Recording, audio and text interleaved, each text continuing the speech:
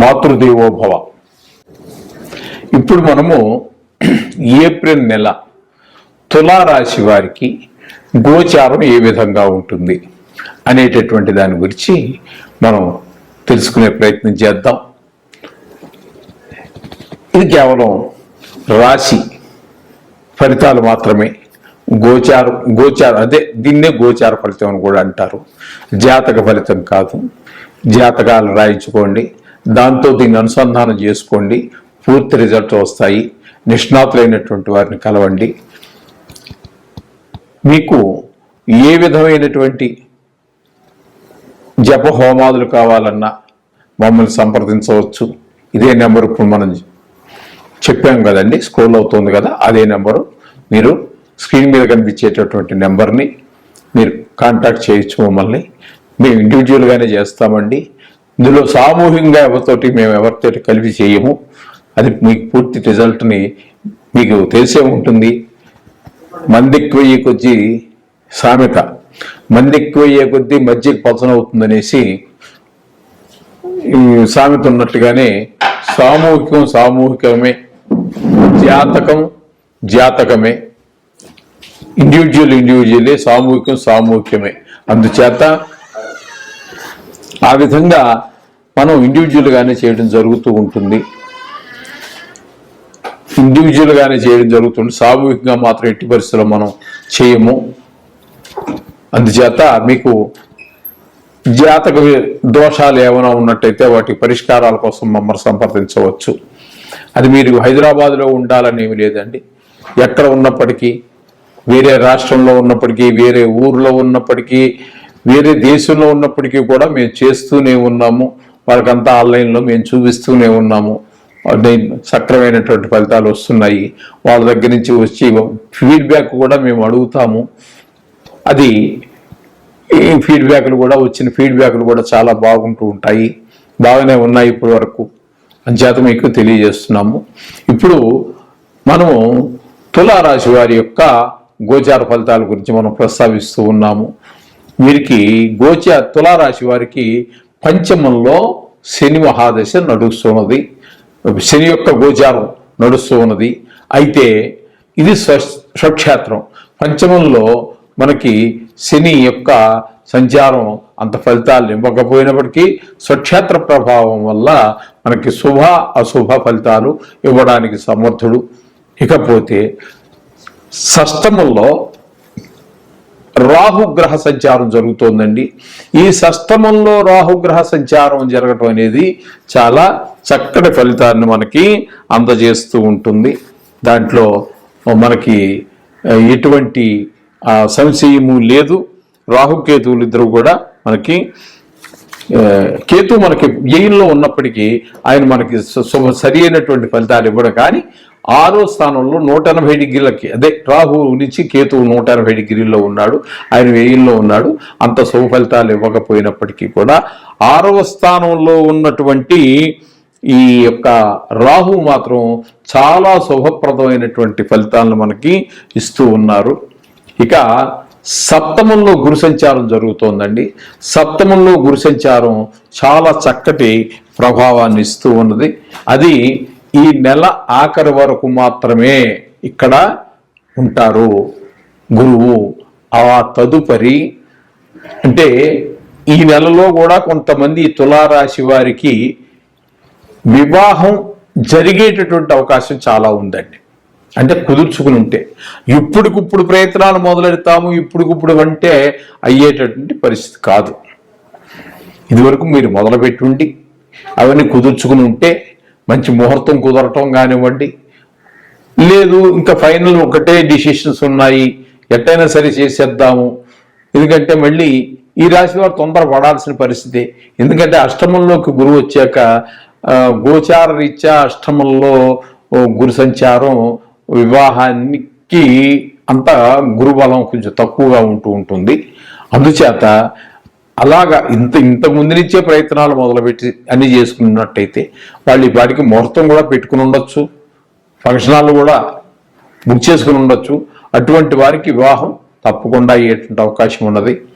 ఈ నెలాఖరు వరకే ఉంటాడు కాబట్టి వాళ్ళు తొందరపడతారు కూడా ఖచ్చితంగా.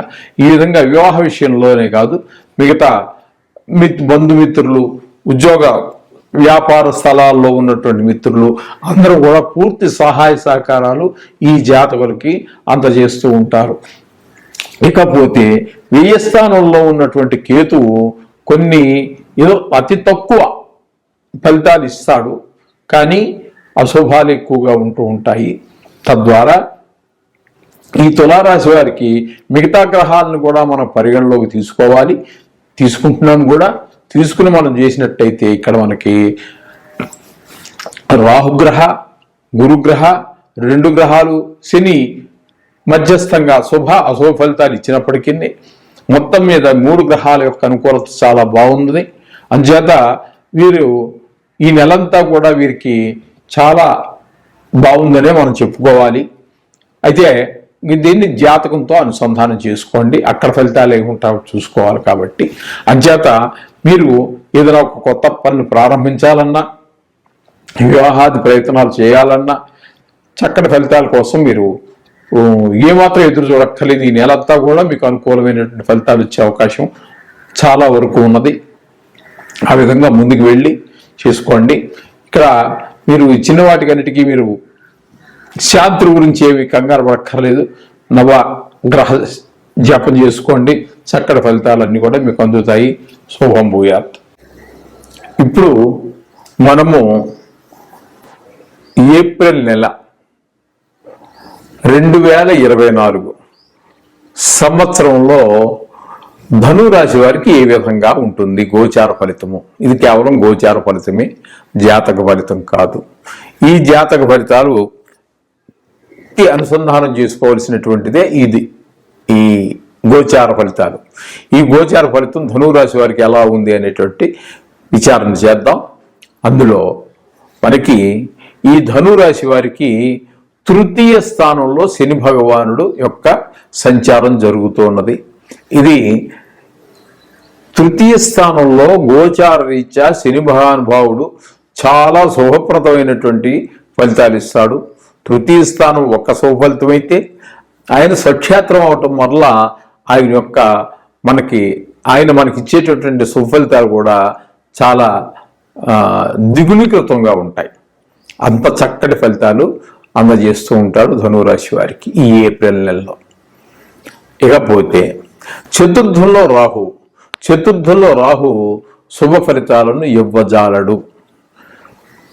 ఏవో కొన్ని సమస్యలు సృష్టిస్తూనే ఉంటాడు ఆయన. గృహ విషయంలో కానీ, పిల్లల చదువు విషయంలో కానీ, ఒకవేళ జాతకుడే విద్యార్థి అయితే చదువు విషయంలో ఆయనకి, జాతకుడికి కానీ, లేకపోతే జాతకుడు పెద్దవాడే ఆయనకి పిల్లలు ఉన్నట్టయితే వారి యొక్క పిల్లల చదువు విషయంలో కానీ, సౌకర్యమైన విషయాల్లో కానీ, వీటంటి విషయాల్లో కొంచెం జాగ్రత్తగా ఉండటమే చాలా మంచిది. శ్రద్ధగా పెడితేనే మనకి ఆ చదువులో ఉత్తమమైనటువంటి ఫలితాలు కలుగుతూ ఉంటాయి. అలాగే తల్లిదండ్రులు ఒకవేళ వాళ్ళు పెద్దవారే పిల్లలు చదువుతున్నట్టయితే తల్లిదండ్రులు కూడా పిల్లల మీద ఏం చదువుతున్నాడు ఏంటని చెప్పేసి ఒక దృష్టి పెట్టవలసి ఉంటుంది. అలాగే ఇంటి విషయంలో కూడా కొంచెం జాగ్రత్తగా ఖర్చులు పెట్టడంలో కానీ అందరినీ ఒక కంట కనబెట్టుకుంటూ చక్కగా కొంచెం, ఎందుకంటే అనుకూల పరిస్థితులు ఉన్నప్పుడే ఎక్కువ దృష్టి మనం పెట్టవలసి ఉంటుంది. అందుచేత రాహుగ్రహం అనుకూలమైనటువంటి ఫలితాలు కొంచెం కూడా తక్కువగా ఉన్నది. అందుచేత దృష్టి ఎక్కువ పెట్టండి. ఇకపోతే పంచమంలో గురు సంచారం జరుగుతోంది. అది మిత్రక్షేత్రము. ఇక్కడి నుంచి 5వ స్థానం అవుతోంది ధనురాశి వారికి. ఆ కారణంగా చాలా చక్కటి ఫలితాన్ని గురువు అందిస్తూ ఉన్నాడు. పిల్లల విషయంలో కానీ పూర్వపుణ్యం అదంతాను ఏ విధంగా చూసుకున్నప్పుడు అంటే ధనం ఆదాయ విషయంలో కానీ, ఆరోగ్య విషయంలో కానీ, అన్ని విషయాల్లో కూడా మనకి గురువు యొక్క ప్రభావం ఈ ధనురాశి జాతకుల మీద ఈ నెల రోజులు చాలా చక్కటి ప్రభావం ఉంటుంది. ఆ విధంగా గురువు యొక్క ప్రభావం మన మీద ఉంది. ఇకపోయినట్టయితే ఇక సుదీర్ఘకాలం అంటే నెల రోజులు మధ్యలో ఎక్కడ డిస్టర్బెన్సెస్ లేకుండా, ఆటంకాలు లేకుండా నెల రోజులు ఉండేటటువంటి గ్రహం మరొకటి ఉన్నదని, అది కేతు గ్రహం. ఆ కేతు గ్రహం మనకి ఇక్కడ ఏమవుతుందంటే దశమ స్థానంలో మనకి ఇక్కడ సంచారం చేస్తూ ఉన్నది. ఆ దశమ స్థానంలో కేతు సంచారం కూడా మనకి అంత అశుభప్రదమైనటువంటి ఫలితాలు కానరావు. అలా అని చెప్పేసి పూర్తిగా తీసి పక్కన పెట్టడానికి కూడా లేదు. అక్కడ కొంచెం ఉద్యోగ స్థలంలో కానీ, వ్యాపార స్థలంలో కానీ చిన్నపాటి ఈ అడ్డంకులు ఏర్పడినప్పటికీ మొత్తం మీద విజయం సాధించేటటువంటి కొంచెం కష్టం మీద సాధిస్తారు. మామూలుగా సునాయాసంగా అక్కడ మనం సక్సెస్ అంటే విజయాన్ని సాధించవలసినటువంటి ప్రదేశంలో దశమ స్థానంలో కేతు ఉండటం వల్ల కొంచెం అక్కడ మనకు విజయం కొంచెం కష్టతరంగా మారుతుంది. కష్టమే, అంతేగాని అసాధ్యం మాత్రం కాదు. కష్టతరమే కానీ అసాధ్యం మాత్రం కాదు. అంచేత కొంచెం దశమ స్థానంలో అంటే వృత్తిపరంగా కానీ, ఉద్యోగం చేసే విషయంలో కానీ, వ్యాపార స్థలంలో కానీ కొంచెం జాగ్రత్తగా ఉండటం, తగిన జాగ్రత్తలు తీసుకున్నట్టయితే మనకి పర్వాలేదు. అంచేత ఈ రాశి వారికి శని గురులు అత్యంత శుభప్రదంగా ఉన్నారు. అందుచేత వీరికి మిగతా చిన్న మధ్యలో మారేటటువంటి గ్రహాలు 5 గ్రహాలని కూడా మనం పరిగణలోకి తీసుకుని పరిగణన చేసినట్టయితే ఈ రాశి వారికి శుభ ఫలితాలే ఎక్కువగా ఉన్నాయి. అశుభ ఫలితాల కంటే కూడా శుభ ఫలితాలే ఎక్కువ ఉన్నాయి. మీరు చేసేటటువంటి పని కంటిన్యూ చేయండి. ఒకవేళ ఏదైనా కొత్తగా ప్రారంభించదలుచుకుంటే కూడా ప్రారంభించండి. అది కూడా మీరు ఒక్కరే దానికి భాగస్వామ్యాల్ని పెట్టుకోవద్దండి. భాగస్వామ్యం ఉన్న దగ్గర కొంచెం చికాకులు ఉంటాయి. అందులోకి కొన్ని గ్రహాలు బాగలేవు కాబట్టి కొంచెం మీరు జాగ్రత్తగా ఉండటమే మంచిది. భాగస్వామ్యాన్ని కొంచెం మీరు అనుమతించవద్దు.